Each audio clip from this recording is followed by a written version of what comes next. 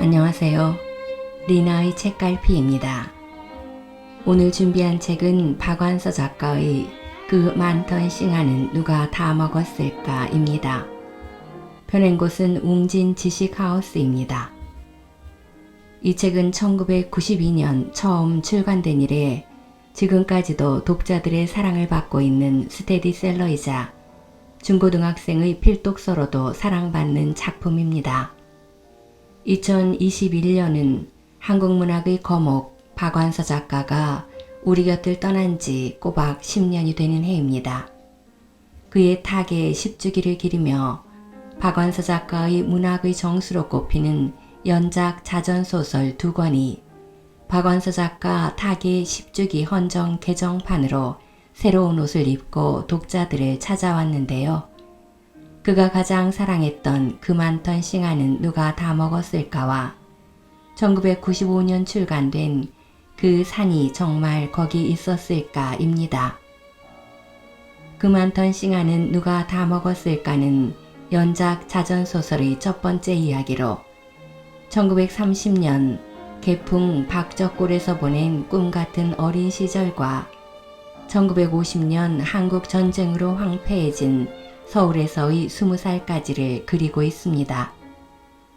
소설 제목의 싱아는 사전에는 마디풀과의 여러의 살이 풀이라고 나와 있는데요. 예전에는 흔하게 보았지만 지금은 찾아보기 힘들고 아는 사람도 거의 없을 듯 합니다. 소설의 앞부분 야성의 시기를 낭독해 드리겠습니다. 보통 사람들의 체험과 생활, 그들이 감정을 생생히 담고 있는 이 책을 통해 사라진 것들을 기억해보는 소중한 시간이 되시면 좋겠습니다. 구독과 좋아요로 마음을 표현해주세요. 코가 흘러서 입으로 들어갈 때쯤 되면 소매로 쓱 씻었다. 그래서 한겨울을 나고 나면 소매뿌리에 고약이 엉겨붙은 것처럼 새까만 덮개가 앉았다. 둥덩상같이 소물 둔 저고리 하나면 겨울을 났다.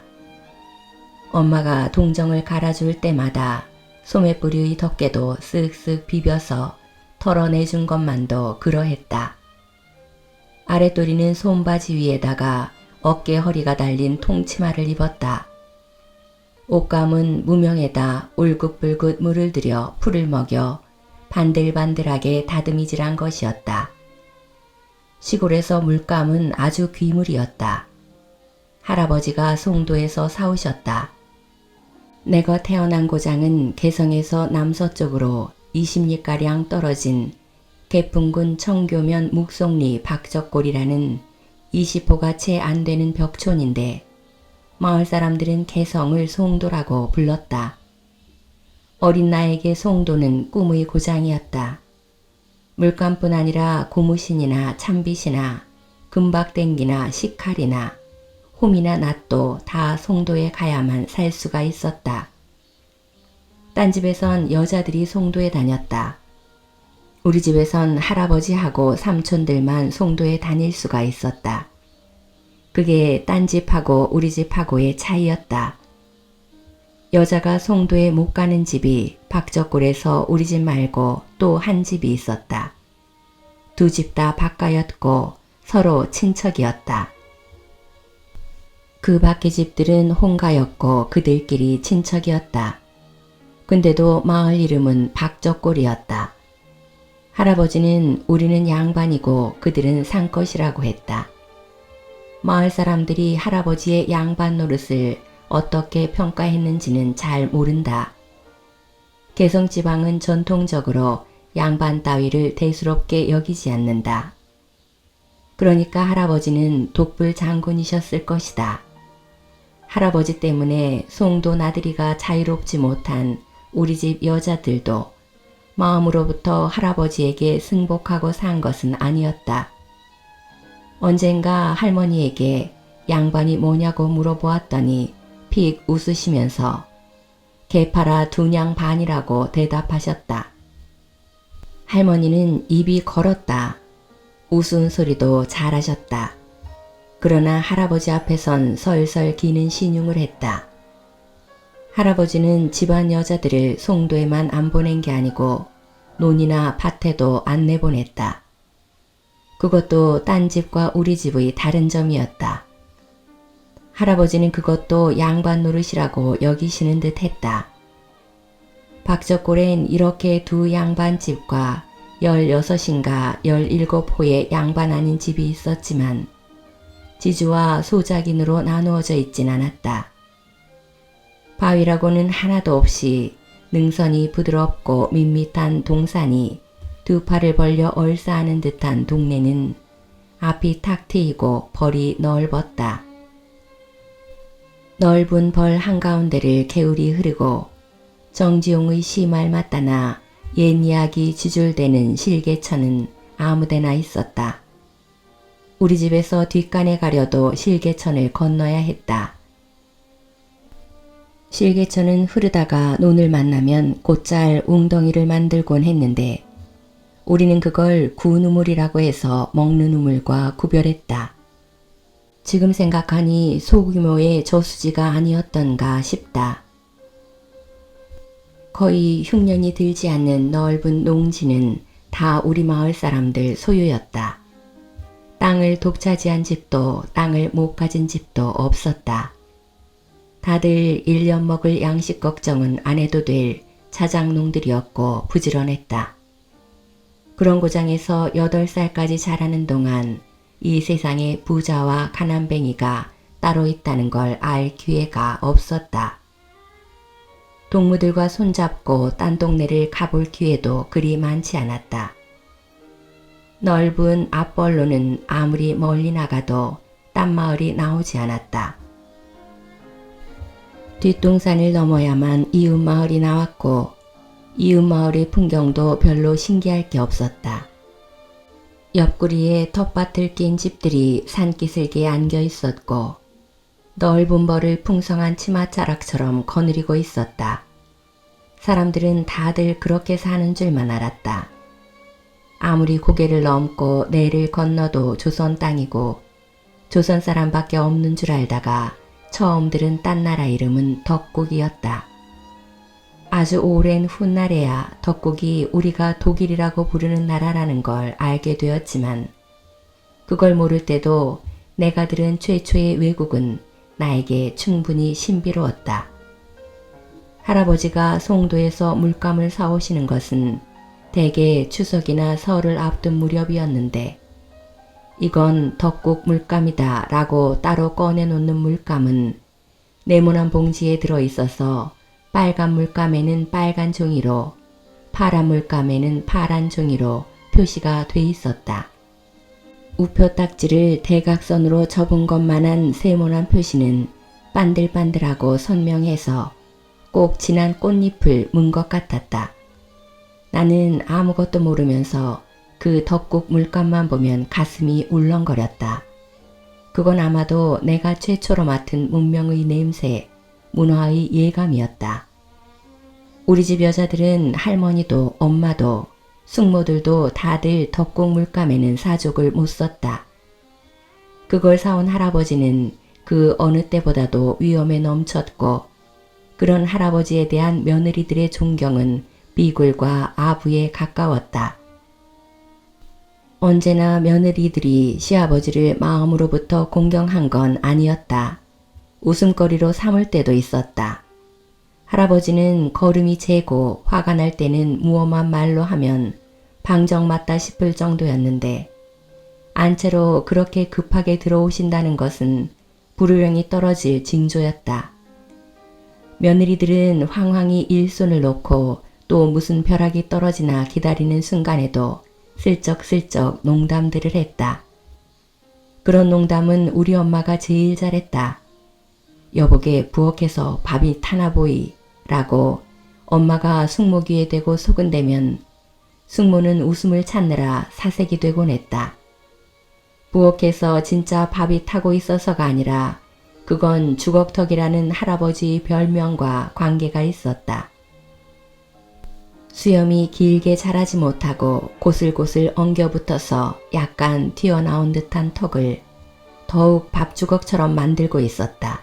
그러니까 며느리들이 덕국 물감을 사오신 할아버지에게 표한 최대의 경의는 실은 할아버지의 인격과는 무관한 요새 말로 하면 외제 선호 같은 게 아니었을까.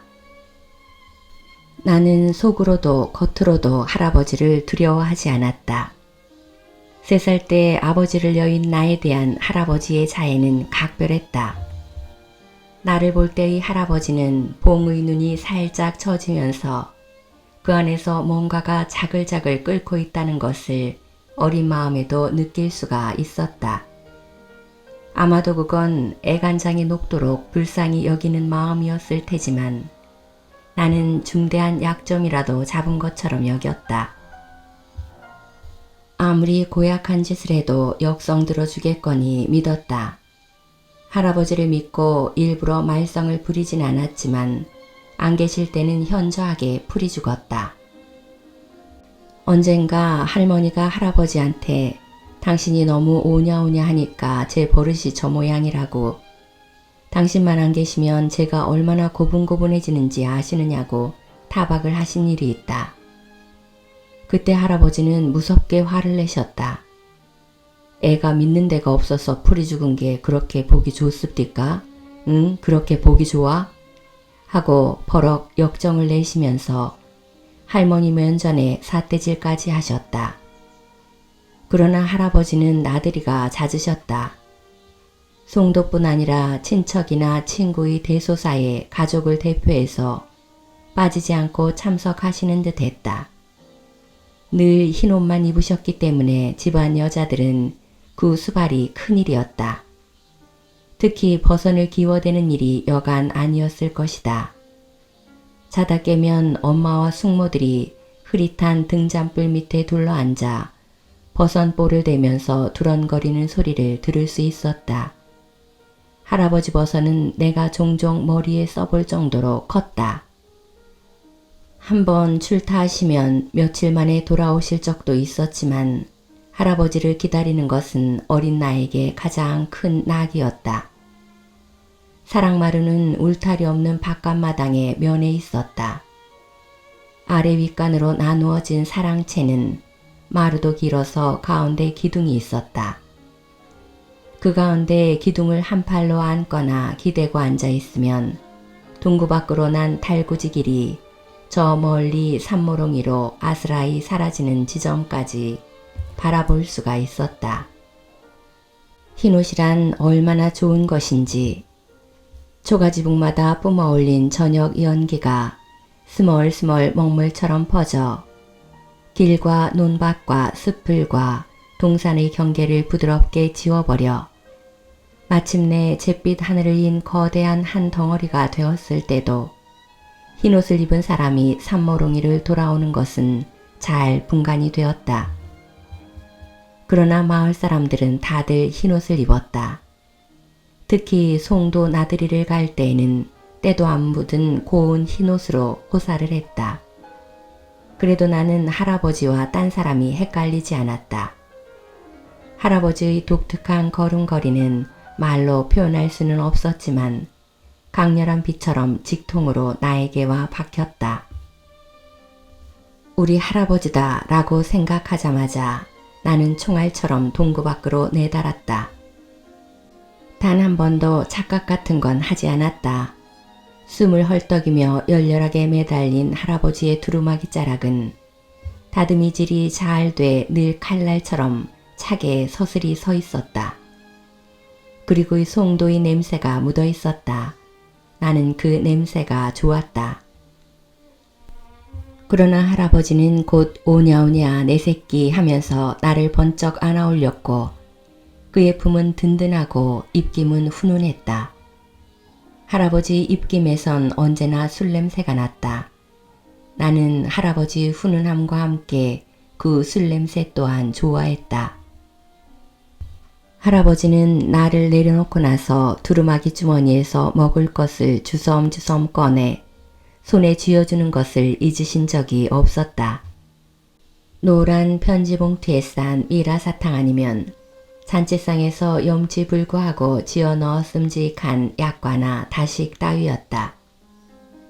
그런 것들을 맛보느라 할아버지 손목을 놓고 깡충깡충 앞장서 뛰일 때는 얼마나 의기양양했던지. 집에 들어가면 할머니한테 눈꼬리 시다는 핀잔을 들을 지경이었다. 할머니 눈엔 요새 말로 빽이 생긴 내가 다소 밉살스러워도 보였으리라. 그러나 그때의 내 기분은 기다림의 성취감 같은 것이었다. 기다림이 번번이 성취된 것은 아니었다. 기다려도 기다려도 산모롱이에 딴 사람만 나타나거나 아무도 안 나타날 적엔 서러움이 목구멍까지 복받쳤다. 계절에 따라서는 추워서 오들오들 떨 때도 있었다. 안에서 몇 번이나 부르러 나와도 막무가내였다. 어른들은 그런 날을 청승 떤다고 했다. 엄마는 청승 좀 작작 떨라고 혀를 찾고 할머니는 머리를 쥐어박기도 했다. 할아버지한테 일러줄 테다, 일러줄 테다. 나는 이렇게 벼르면서 그 모든 구박을 견디었다. 그러나 진짜로 잃은 적은 없었다. 그건 그냥 기다리는 재미였다. 기다리는 재미는 그 밖에도 또 있었다. 우리 할아버지가 시방 소리고개까지 오셨으면 내 엄지손가락이 가운데 손가락에 척척 붙어라. 안 붙으면 우리 할아버지가 시방 농바위고개까지 오셨으면 내 엄지손가락이 가운데 손가락에 척척 붙어라로 바꾸면 되었다. 내가 아는 고개나 내의 이름은 많았지만 어디 있는지는 잘 몰랐기 때문에 아무데나 붙는 게 안 붙는 것보다는 나았다. 붙으면 그 자리로부터 할아버지를 몰래 뒤쫓아 고개를 넘고 벌을 지나고 내를 건넜다. 할아버지가 걷는 길은 깜깜한 밤일 적도 있었고 휘영청한 달밤일 적도 있었다. 별빛밖에 없는 금운밤일지라도 표표히 나부끼는 할아버지의 두루마기 자락은 너무도 새하얗고 당당해서 놓칠 염려가 없었다. 걸음이 빠른 할아버지는 순식간에 동구 밖까지 왔다. 나는 할아버지를 숨가쁘게 뒤쫓으며 한편 마음을 졸이며 기다렸다. 산모롱이의 할아버지는 안 나타나고 뒤쫓던 나는 제자리 걸음만 하는 할아버지를 안타깝게 지켜보다가 정신의 긴장이 몽롱하게 이완되곤 했다. 기다리다 지쳐 잠든 나를 어른들이 안고 들어갈 때 나는 밤밖에 잠들지 않았으면서도 일부러 골아떨어진 신용을 했다. 내 유년기의 기억의 첫 장을 꽉 채우다시피 한 기다림은 그리 오래가지 않았다. 할아버지는 어느 날 뒷간에서 넘어지신 채 못 일어나고 고래고래 소리를 질러 사람을 불렀다. 뒷간은 사랑채에서 3벌이나 되는 대도를 내려와 꽤 넓은 바깥마당을 가로질러 마당을 에워싼 뽕나무 밑을 지나 실개천을 넘어 텃밭머리에 있었다. 누군가 지나가던 사람이 연통을 해서 식구들이 온통 황황히 달려나가 할아버지를 간신히 사랑채에다 뉘었다. 동풍이라고 했고 동풍은 못 낫는 병이라고 했다. 특히 뒷간에서 걸린 동풍에는 약이 없다는 걸 아무도 의심하지 않는 듯 했다. 할아버지는 그 시절의 선비가 흔히 그랬듯이 한방에 대한 소양이 상식 이상이어서 자식들 약 방문도 손수내고 약초를 수집해 환약 같은 걸 만들어서 약장에 보관하고 있다가 동네에 급한 환자가 생기면 내주곤 하셨건만 자신의 병에 대해선 일찍언이 단념하고 화만 냈다. 할머니는 사랑에서 똥요강을 가지고 나올 때마다 할아버지의 역마살을 비롯해 술 좋아하고 친구 좋아한 것까지 온갖 비행을 중얼중얼 나열해가며 꼴 좋다는 식으로 비아냥거렸다. 집안에 먹구름이 끼고 특히 나는 죽지 떨어진 새처럼 초라해졌다. 아버지를 여인 것은 3살 때라 아무것도 생각나지 않지만 할아버지가 동풍으로 무력해지신 걸 보는 것은 나에게 2번째의 아버지 상실이었다. 설상가상으로 같은 해 엄마가 서울로 오빠 뒷바라지를 하러 떠났다. 오빠는 면소재지에 있는 4년제 소학교를 졸업하고 송도로 가서 2년을 더 다녀 그때 개정된 학제로 6년 동안의 초등교육과정을 마쳤다. 숙부들은 다 4년제 소학교만 나왔는데도 마을에서 유일하게 신학문을 한 청년이었기 때문에 할아버지는 오빠가 송도에서 2년 더 배운 걸 굉장한 고학력으로 여기셨다. 서울이 더 높은 학교에 간다는 것은 집안 형편에도 벅찼지만 장손에 대한 기대에도 어긋났다. 그때 두 숙부는 다 혼인을 해서 한 집에서 같이 살았건만 이상하게도 그때까지 자녀간에 소생이 없었다. 할아버지는 우리 남매를 장중 보호계에 비교하곤 하셨는데 덜컥 동풍까지 걸리셨으니 장손이자 유일한 손자인 오빠를 너른 세상으로 보내시기보다는 옆에 끼고 집안의 대를 잇고 선영을 지킬 의무를 훈도하고 장가도 일찍 드리고 싶으셨을 것이다. 그러나 엄마는 어른들하고 한마디 상의도 없이 오빠를 서울의 상업학교에 보냈다. 상업학교는 송도에 있는데 서울에까지 보낸 것은 엄마의 중대한 반란이었다. 그 사건으로 집안이 한바탕 난리를 치렀다. 혼자 된 맏며느리가 아들 공부를 핑계로 시부모 모시는 걸 포기한다는 것은 당시로서는 있을 수 없는 일이었다. 노인들의 심적 타격도 컸고 무엇보다도 집안 망신이었다.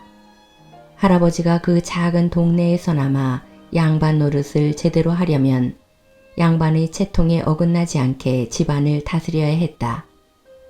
누가 알아주건 말건 할아버지는 우리 집안은 그 마을에서 모범적으로 살아야 할 책임이 있다고 믿고 계셨다. 할아버지는 몹시 노했고 엄마는 그 의무를 포기한 대가로 더 많은 것을 포기해야만 했다.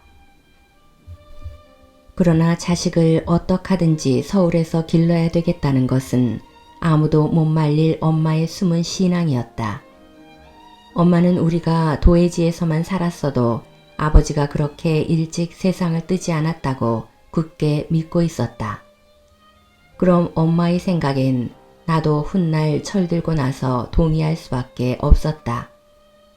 아버지는 형제 중 가장 체격이 좋고 잔병 한 번 치른 일 없는 건강체였다고 한다. 그런 분이 어느 날 갑자기 복통으로 대굴대굴 구르는 것을 할아버지는 당신의 약방문에 의거한 생약, 한약 등으로만 다스리고 할머니는 무당집에서 푸닥거리를 하는 사이에 마침내 기지사경에 이르렀다. 그때서야 엄마는 단호히 아버지를 달구지로 송도까지 싣고 갈 수 있었다. 이미 아버지의 맹장염은 복막염을 일으켜 뱃속 가득 고름이 찬 것을 뒤늦게 수술을 했지만 항생제도 없을 때라 결국은 덧나서 죽음에 이르렀다고 한다.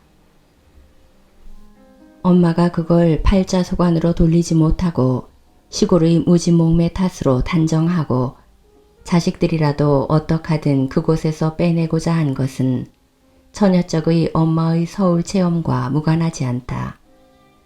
엄마의 친정 역시 시골이었지만 엄마의 외가 쪽은 서울에서 꽤 잘 살고 있어서 박저골로 시집 오기 전 처녀 시절의 한때를 서울에서 외사촌들과 보낸 적이 있었다고 한다. 그때 외사촌들은 진명, 숙명 등에 다니고 있었는데 그게 무척 좋아 보이고 부러웠었나 보다. 엄마는 통치마 입고 구두 신고 신식 교육받은 여자들을 휘뚜루 신 여성이라고 칭했고 나도 그렇게 만들고 싶어 했다. 그러나 나는 아직 어렸고 또 형편상 딸까지는 엄두를 못 내고 우선 아들을 서울 학교에 집어넣고 자기도 뒷바라지를 핑계로 맏며느리 자리를 훨훨 박차고 서울로 가버렸다. 나는 할머니 할아버지는 물론 숙모들까지 수군대며 엄마를 비난하는 소리를 듣지 않으면 안 되었다. 그러나 여전히 하나밖에 없는 손녀여서 숙모들에게 상전 노릇을 톡톡히 했고 할아버지 반신불수와 엄마의 부재로 보다 많은 자유를 누리게 되었다. 개성지방과 그 근교의 주거양식의 특색으로는 바깥채를 낮고 소박하게, 안채는 높고 정결하게 꾸미는 것과 함께 마당 칠해의 유난함을 꼽을 수가 있다. 사랑채에 면한 바깥마당은 앞이 트이게 하고 양쪽에 뽕나무나 빗자루를 만드는 뎁사리나무로 둘러치고 함박꽃이나 국화를 몇 그루 심는 정도지만 뒤란채는 공이 들고 화려했다. 우리 집 뒤란도 한겨울 빼놓고는 줄창 꽃을 볼 수 있는 작은 동산이요 넉넉한 놀이터였다. 장독대도 뒤란에 있었고 터줏대감을 모신 터줏자리도 뒤란에 있었다.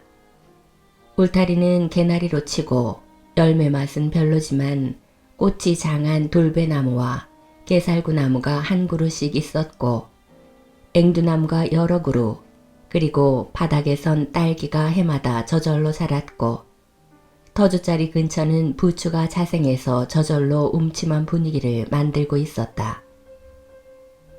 개나리 울타리 밑에선 꽈리가 지천으로 자랐고 장독대로 올라가는 둔덕은 층층의 단을 만들어 일년초를 심도록 돼 있었다.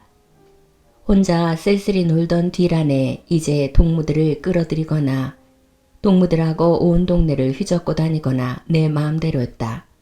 할아버지가 무력해진 것은 곧 집안의 법도에 구멍이 뚫린 거라는 것을 누가 가르쳐준 것도 아니건만 알아차리고 그것을 최대한으로 누렸다. 하다못해 뒷간까지도 놀이터로 만들었다.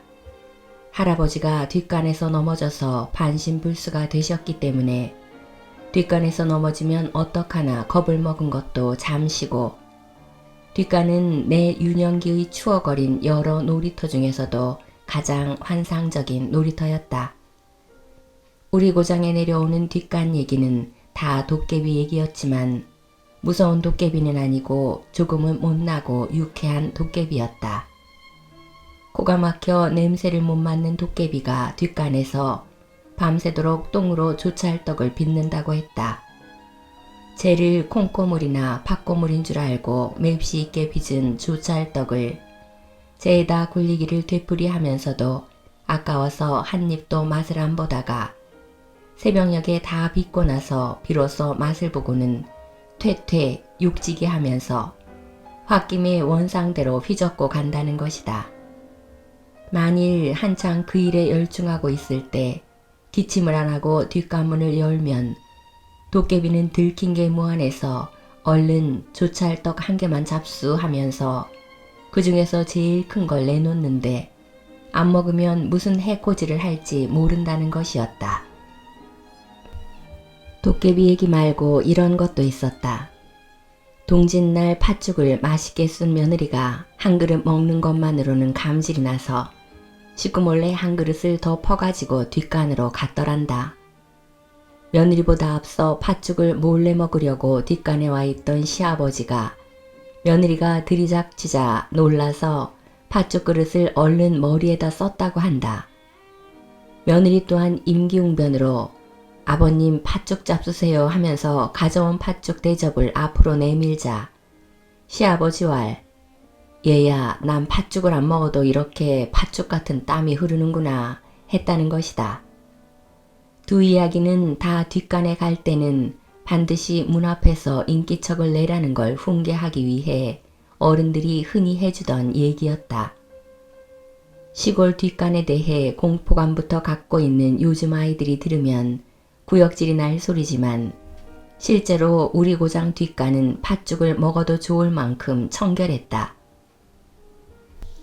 간살도 서너 칸은 되게 넓었고 어른이 일을 보는 데는 한켠에 나무로 된 틀이 따로 있었지만 아이들은 땅바닥에 앉아서 보게 돼 있었다. 아이들이 똥을 누는 헛강 같은 흙바닥은 뒤쪽이 낮아서 똥이 자연히 낮은 데로 떨어지게 돼 있지만 깊지는 않았고 그 낮은 곳은 아궁이의 재를 갖다 버리는 곳을 겸하고 있었다. 물색 없이 키만 큰 사람은 똥침 막대라고 하듯이 아주 긴 막대기 끝에 네모난 나무 판자가 달린 똥치는 막대기가 준비되어 있어 아이들도 자기가 눈 것을 잿더미 속으로 밀어 넣을 수가 있었다. 그런 구조를 모르면 도깨비가 조찰떡에 콩고물 팥고물을 묻힌 얘기도 물론 이해하지 못하리라. 어른들은 어른들대로 조석으로 뒷간 바닥을 쓸어 선명한 쌀이 빗자루 자국을 내놓았다. 퇴비와 함께 인분을 거름으로 쓸 때였다. 농토에 비해 인구가 적어 늘 인분이 달렸다. 뒷간에 재를 갖다 버리는 것도 인분을 안 보이게 하려는 목적과 함께 인분의 거름으로서의 효용 가치와 분한을 늘리려는 목적도 있었을 것이다. 어떤 때는 송도까지 나가서 인분을 사오는 수도 있었다. 그럴 때마다 개성 깍쟁이들은 오줌 똥에다 물을 타서 똥찌개 수요를 늘려서 팔았다고 욕들을 하곤 했다. 그렇게 욕하는 마을 사람 또한 개성 깍쟁이여서 마실 갔다가도 오줌이 마려우면 제 집 밭머리에 와서 누지 남의 밭에 누는 법이 없었다. 어려서 그런 계산까지 한 것은 아니건만도 뒷간에 갈 때는 동무들하고 때로 몰려서 갔다. 소꿉장난을 하다가 한 아이가 술래잡기 할래 하면 우르르 따라 하듯이 누군가가 뒷간에 가자 하면 똥이 안 마려워도 다들 따라가서 일제히 동그란 엉덩이를 까고 앉아 힘을 주곤 했다. 계집애들도 치마 밑에 엉덩이를 쉽게 깔 수 있는 풍차 바지를 입을 때였다. 대낮에도 뒷간 속은 어둑시근해서 계집애들의 흰 궁둥이가 뒷간 지붕의 덜 여문 박을 으스름 달밤에 보는 것처럼 뽀얗고도 몽롱했다. 엉덩이는 깠지만 똥이 안 마려워도 손해날 것은 없었다. 줄르러니 앉아서 똥을 누면서 하는 얘기는 왜 그렇게 재미가 있었는지 가히 환상적이었다. 옥수수 먹고 옥수수 같이 생긴 똥을 누면서 갑순내 누렁이가 새끼를 6마리나 낳았는데 누렁이는 한 마리도 없고 검둥이하고 흰둥이하고 흰 바탕에 검정 점이 박힌 것밖에 없으니 참 이상하다는 따위 하찮은 얘기가 그 어둑시근하고 격리된 고장에선 호들갑스러운 탄성을 지르게도 하고 옥시글옥시글 재미난 상상력을 불러 일으키게도 했다. 그러나 무엇보다도 뒷간에서는 잘생긴 똥을 많이 누는 게 수였다. 똥은 더러운 것이 아니라 땅으로 돌아가 오이 호박이 주렁주렁 열게 하고 수박과 참외의 단물을 오르게 한다는 것을 우리는 알고 있었다. 그래서 본능적인 배설의 기쁨뿐 아니라 유익한 것을 생산하고 있다는 긍지까지 맛볼 수가 있었다. 뒷간도 재미있지만 뒷간에서 너무 오래 있다 나왔을 때의 세상의 아름다움은 유별났다. 텃밭 푸성기와 풀숲과 나무와 실개천에서 반짝이는 햇빛이 너무도 눈부시고 처음 보는 것처럼 낯설어 우리는 눈을 가느스름이 뜨고 한숨을 쉬었다.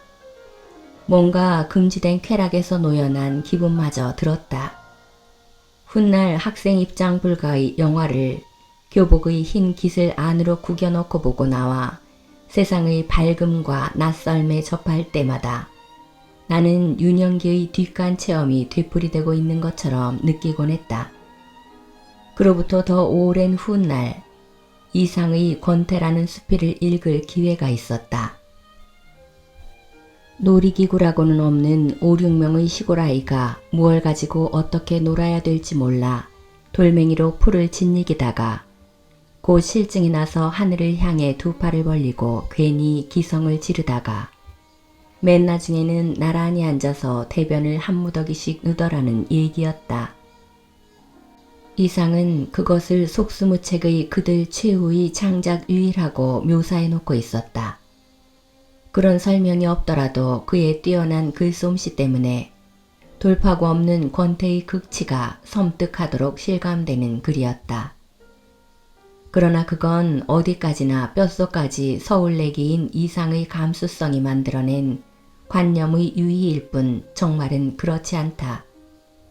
시골 애들은 심심해서 어떻게 살까 불쌍하게 여기는 건 서울 애기들이 자유지만 내가 심심하다는 의식이 싹트고 거기 거의 짓눌리다시피 한 것은 서울로 오고 나서였다. 서울 아이들이 장난감보다 자연의 경이가 훨씬 더 유익한 놀이개껌이었다고 말하는 것도 일종의 호들갑일 뿐, 그 또한 정말은 아니다. 우리는 그냥 자연의 일부였다. 자연이 한시도 정지해 있지 않고 살아 움직이고 변화하니까 우리도 심심할 겨를이 없었다. 농사꾼이 곡식이나 푸성귀 씨를 뿌리고 싹트고 줄기 뻗고 꽃 피고 열매 맺는 동안 제 아무리 부지런히 수고해봤자 결코 그것들이 스스로 그렇게 돼가는 부산함을 앞지르지 못한다. 아이들도 마찬가지였다. 우리는 어려서부터 삼시밥 외의 군것질거리와 소일거리를 스스로 산과 들에서 구했다.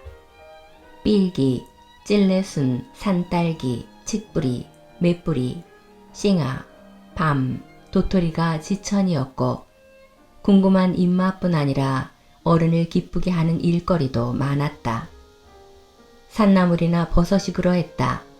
특히 항아리버섯이나 쌀이버섯은 어찌나 빨리 돋아나는지 우리가 돌아서면 땅 밑에서 누가 손가락으로 쏙 밀어 올리는 것 같았다. 마을 도처에 흐르는 실개천에서 물장구 치고 놀 때도 누가 해진 채 하나만 가지고 오면 오두방정 떨기 선수인 보리새우를 얼마든지 건져 올려 저녁의 된장국을 구수하게 만들어줄 수가 있었다. 가지고 놀 것도 다 살아있는 것들이었다. 왕개미의 새큼한 똥구멍을 핥아보다가 불개미떼한테 종아리를 뜯어먹히기도 했고 잠자리를 잡아서 날씬한 꽁지를 자르고 대신 더 긴 밀집 고갱이를 꽂아서 날려보내기도 했다. 풀로 각시를 만들어 쪽지어 시집 보낼 때 게딱지로 솥을 걸고 솔잎으로 국수 말고 새금풀로 김치를 담갔다. 마지막으로 새비름 뿌리를 뽑아 열심히 신랑방에 불 켜라 각시방에 불 켜라 주문을 외면서 손가락으로 비벼서 새빨갛게 만들어서 등불을 밝혀주었다. 가지고 놀 것은 무궁무진했고 우리는 한 번도 어제 놀던 걸 오늘 또 가지고 놀 필요가 없었다. 뙤약볕이 내리쬐는 한여름에는 실개천이 합쳐져서 냇물이 된 동구밭까지 원정을 나갈 때도 있었다. 그럴 때 만나는 소나기는 실로 장관이었다. 서울 아이들은 소나기가 하늘에서 오는 줄 알겠지만 우리는 저만치 앞벌에서 소나기가 군대처럼 쳐들어온다는 걸 알고 있었다. 우리가 노는 곳은 햇빛이 쨍쨍하건만 앞벌에 짙은 그림자가 짐과 동시에 소나기의 장막이 우리를 향해 쳐들어오는 것을 볼 수가 있었다. 우리는 아무도 이해할 수 없는 기성을 지르며 마을을 향해 도망치기 시작한다. 그 장막이 얼마나 빠르게 이동하나를 알고 있기 때문에 우리는 죽자꾸나 뛴다. 불안인지 환희인지 모를 것으로 터질 듯한 마음을 부채질하듯이 벌판의 모든 곡식과 푸성귀와 풀들도 축 늘어졌던 잠에서 깨어나 일제히 웅성대며 소요를 일으킨다. 그러나 소나기의 장막은 언제나 우리가 마을 추녀 끝에 몸을 가리기 전에 우리를 덮치고 만다. 채찍처럼 세차고 폭포수처럼 시원한 빗줄기가 복더위와 다름박질로 불화로처럼 단 몸뚱이를 사정없이 후려치면 우리는 드디어 폭발하고 만다. 아, 그건 실로 폭발적인 환희였다. 우리는 하늘을 향해 미친 듯한 환성을 지르며 비를 흠뻑 맞았고 웅성대던 들판도 덩달아 환희의 춤을 추었다. 그럴 때 우리는 너울대는 옥수수나무나 피마자나무와 자신을 구별할 수가 없었다. 환희뿐 아니라 비애도 자연으로부터 왔다. 내가 최초로 맛본 비애의 기억은 앞뒤에 아무런 사건도 없이 외따로인 채 다만 풍경만 있다. 엄마 등에 엎여 있었다. 막내라 커서도 어른들에게 잘 엎였으니 5살 때쯤이 아니었을까. 저녁 노을이 유난히 새빨갰다. 하늘이 낭자하게 피를 흘리고 있는 것 같았다. 마을의 풍경도 어둡지도 밝지도 않고 그냥 딴 동네 같았다. 정답던 사람도 모닥불을 통해서 보면 낯설듯이. 나는 참을 수가 없어서 울음을 터뜨렸다. 엄마는 내 갑작스러운 울음을 이해하지 못했다. 나 또한 설명할 수가 없었다. 그건 순수한 비애였다. 그와 유사한 체험은 그 후에도 또 있었다. 바람이 유난히 을씨년스럽게 느껴지는 저녁 나절, 동무들과 헤어져 홀로 집으로 돌아올 때 홍시빛깔의 잔광이 남아있는 능선을 배경으로 텃밭머리에서 너울대는 수수이삭을 바라볼 때의 비애를 무엇에 비길까? 그때만 해도 엄마 등에 엎였을 때하고는 달리 서러움을 적당히 고조시키고 싶어 꾀까지 썼다. 어떻게 하면 저 수수이삭의 건들댐이 더 슬프고 쓸쓸하게 보일까? 그 적당한 시점을 잡느라 키를 낮춰보기도 하고 고개를 요리조리 돌려보기도 하다가 풀숲에 아예 누워버리기도 했다. 그리고 가슴에 고인 슬픔이 눈물이 되어 흐르길 가만히 기다렸다. 할아버지가 동풍이 들어 집안이 우울하고 기강이 해이해진 동안은 나의 전성기였다. 할아버지가 정정하셨을 때 집안 여자들은 송도 나들이도 들일도 안 시켰던 것처럼 내가 동무들과 어울려 써돌아 다니는 것도 질색이었다. 할아버지는 다행히 왼쪽 팔다리만 마비가 되었다. 동풍 초기에는 출입을 못하게 된 우울증으로 식구들을 들볶았지만 차츰 그 불편한 상태를 받아들이고 그 한도 내에서 소일거리를 찾게 되었다. 그건 동네 아이들을 모아서 글을 가르치는 거였다. 우리 집 사랑이 서당이 되었다. 숙부들이 4년제 소학교를 나온 걸 인근에서는 신학문 한 걸로 쳐줄 만큼 개화가 더딘 고장이었기 때문에 한문을 진서라고 믿고 숭상하는 풍조가 남아 있었다. 한글은 어문이라고 해서 낮게 쳤는데 배우기가 쉽다는 것도 업신여기는 까닭 중에 하나였다. 할아버지의 서당은 잘 되었다. 박적골 사람들뿐 아니라 고개 넘어 마을에서도 아이들을 우리 서당으로 보냈다. 사랑에선 온종일 글 읽는 소리가 그치지 않았고 할아버지가 괜히 잘난 척할 때보다 마을 사람들이 우리 식구들 대하는 태도도 훨씬 달라졌다. 나는 노인들까지 나한테 굽실댄다고 느낄 정도였다. 어느 날 할아버지가 나도 사랑으로 불러냈다. 나는 그날부터 천자문을 배우지 않으면 안 되었다. 다행히 할아버지가 내 몫으로 준 천자문 책엔 어문으로 토가 달려 있었다. 어문이 우리 그린 한글이라는 것도 모를 때였지만 나는 그때 이미 어문을 반쯤 깨우친 상태였다. 엄마가 가르쳐 주었는데 가르치는 방법이 매우 우격다짐이었다. 자기는 하룻밤 새에 배웠으니까 나도 그래야만 한다는 식이었다. 엄마는 동네 여자들의 편지를 도맡아 대필해 줄 만큼 그 마을 부녀자들 중에서는 그래도 유식한 편이었다. 마을 부녀자들이 엄마한테 편지를 써달라고 오는 건 대개 밤늦은 시간이었다. 자다 깨서 흐릿한 등잔불 밑에서 두루마리 종이를 풀어가며 붓을 잡는 엄마의 모습을 본 적이 있었다. 한 사람씩 오기가 못해서 엄마가 한가한 시간을 타서 그렇게 한꺼번에 일을 보러 오는 것 같았다. 엄마가 다 쓴 편지를 읽어줄 때면 여자들은 옷고름으로 눈물을 찍어내기도 하고 넋나간 것처럼 입을 벌리고 있기도 했다. 그런 여자들한테 둘러싸인 엄마의 표정은 딴 사람처럼 으리으리했고 목소리는 장중했다. 그럴 때 나는 우리 엄마하고도 달라 보이고 딴 여자들하고도 달라 보이는 엄마가 두렵고 자랑스러워 가슴이 울렁거렸고 다음날 아침에 깨면 꿈을 꾼 것 같았다. 그러나 엄마는 자신이 원문을 읽고 쓸 수가 있기 때문에 마을에서 그만큼 잘난 척을 할 수가 있으면서도 원문의 내력에 대해선 여간 무식하지가 않았다. 무식하다 못해 무지막지했다.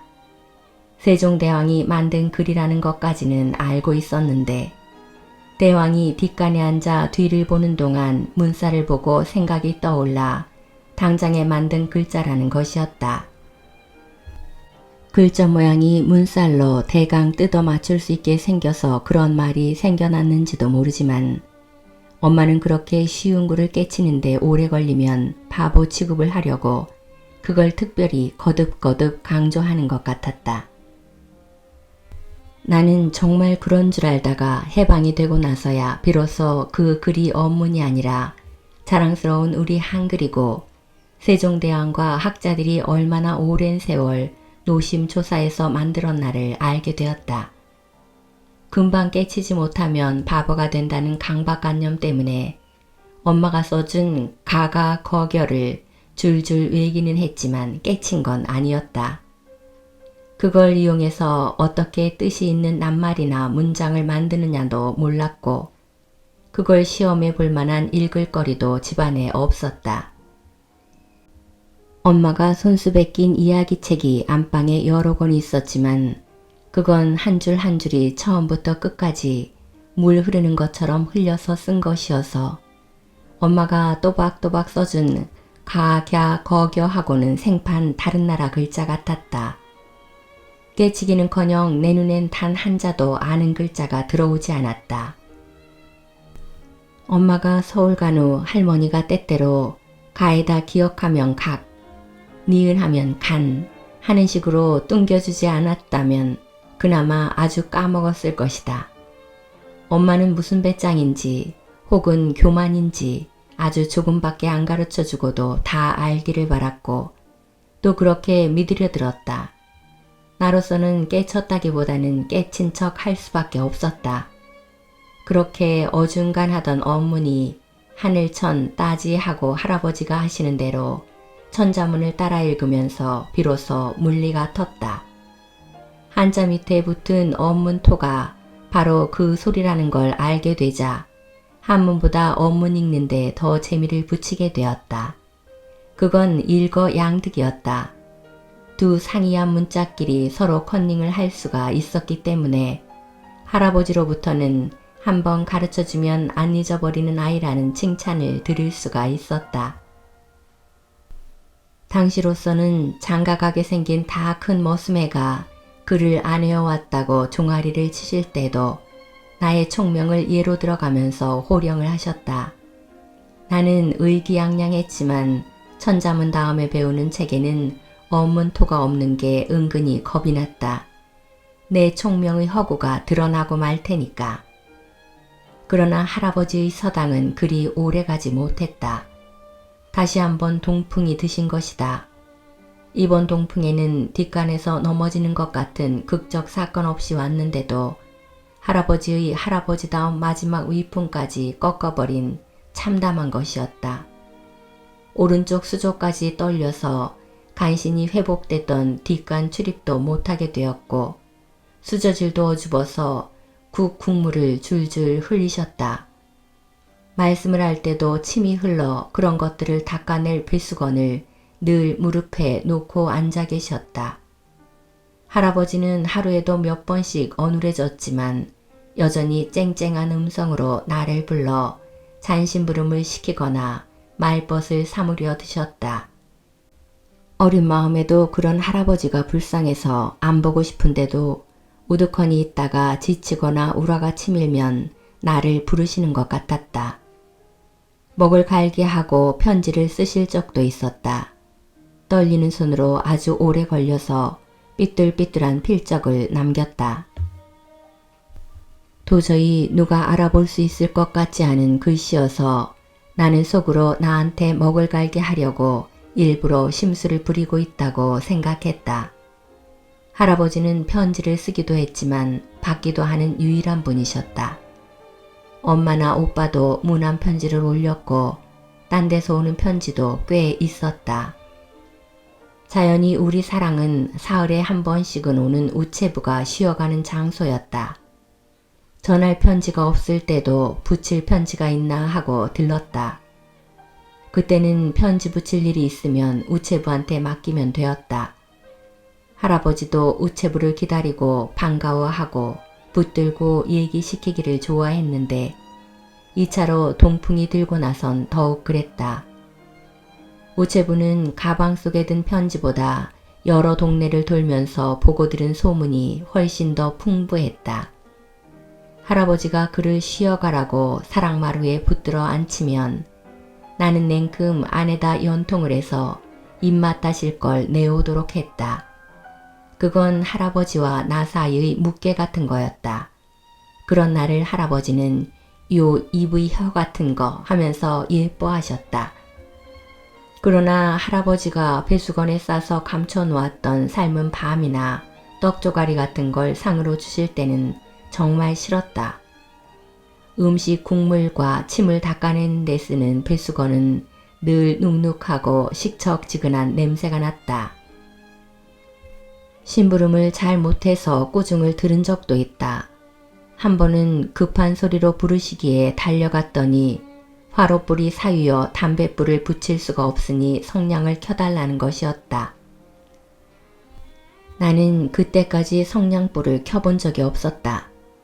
며느리가 불씨를 꺼뜨리면 쫓겨날 정도의 옛날은 아니었지만 더울 때도 집 어디엔가 화로가 있어서 성냥이 그다지 필요하지 않았다. 어쩌다 남이 켜는 걸 본 적은 있어도 내가 직접 그걸 할 수 있을 것 같지는 않았다. 내가 울상을 짓자 할아버지는 나더러는 성냥감만 잡고 있으라고 하시곤 당신이 성냥개비를 그으려고 하셨지만 손이 떨려 번번이 실패로 돌아갔다. 그 모습이 어찌나 불쌍하던지 차마 바로 보기 민망했다. 딴 일도 아니겠다. 그까지 담배 피우는 일. 그쯤에서 단념을 하셨으면 좋으련만. 이번에는 당신이 성냥갑을 잡고 있을 테니 나더러 성냥개비를 그어보라고 했다. 만일 내가 힘껏 그어 내 손끝에서 확 불이 일어나면 나는 그걸 내던지고 말 것 같았다. 그러면 움직이지 못하는 할아버지는 그 자리에서 그냥 타 죽고 말 것이 아닌가. 생각만 해도 소름이 끼쳤다. 나는 마치 내가 그 일을 저지른 것처럼 공포에 질려 큰 소리로 울면서 사랑을 뛰쳐나왔다. 나는 그때 참 잘 우는 아이였다. 그러나 불에 대한 내 무서움증은 그럴 만한 내력이 있었다. 나는 그 전부터 불을 낼 뻔한 계집애란 소리를 들어온 바가 있었다. 오빠가 개성에 있는 북부 소학교 다닐 때였는데 언젠가 집에 다니러 올 때 화경을 가지고 온 적이 있었다. 까만 테를 두르고 손잡이가 달린 그 작은 화경은 아마 이과 시간의 실습 교재였을 것이다. 그 동그란 유리로 비춰보면 오빠의 눈이 황소 눈깔처럼 커 보이기도 하고 내 손가락이 엄마 손가락처럼 굵어 보이기도 하는 걸 내가 하도 재미나 하니까 오빠는 더 신기한 걸 보여주었다. 화경으로 햇빛을 모아 종이를 태우는 게 왜 그렇게 신기했던지. 동그란 유리를 통과한 햇빛이 점점 도타워지고 오므라들면서 꼭 칠흑 속에서 숨은 고양이 눈깔처럼 요괴롭게 빛나다가 마침내 종이에서 모락모락 연기를 뿜어 올리고 구멍을 내고 구멍이 실고추처럼 가늘고 새빨갛게 종이를 먹어 들어가는 걸 지켜보는 동안 나는 숨이 막히고 배창자가 쪼글쪼글 오그라들면서 오줌이 마려웠다. 그날 밤 나는 정말 오줌을 쌌다. 그래서 요즘도 나는 아이들이 불장난을 하면 오줌 싼다는 한간의 속설을 믿는다. 거기까지는 기억이 선명한데 그 후에 내가 불을 낼 뻔했다는 사건은 전혀 생각나지 않는다. 어른들한테 들은 얘기대로라면 추수하고 나서 이영을 엮으려고 헛간에 쌓아놓은 집단 사이에서 몰래 화경장난을 하다가 그만 지푸라기에 불이 붙었다는 것이다. 사랑마루에서 대문을 중심으로 반대쪽은 마당에 널어놓은 곡식이나 고추 따위가 소나기를 만났을 때 얼른 걷어들일 수 있도록 지붕만 있고 문 없이 바깥으로 열린 헛간이 있었다. 불을 처음 발견한 이웃집 세댁은 마침 우물에서 물을 길어 가던 중이어서 이고 있던 물동이를 곧장 쏟아부어 쉽게 불을 끌 수가 있었다고 한다. 하마터면 집을 태울 뻔한 불상사인데도 왜 기억에서 깨끗이 지워져 버렸는지. 내 기억력 중 특히 어릴 적 기억력에 자신이 있다가도 그 대목에선 고개가 갸우뚱해지면서 어른들이 혹시 내 불장난을 막아보려고 꾸미거나 과장한 얘기가 아닐까 하는 의심까지 하게 된다. 그래도 불을 낼 뻔한 계집애란 소리는 오랫동안 내 의식을 짓눌렀다. 국민학교를 졸업할 때까지도 성냥불 켜는 걸 두려워해서 불편할 적도 많았지만 할아버지 담뱃불을 못 붙여드렸을 때 가장 슬펐다.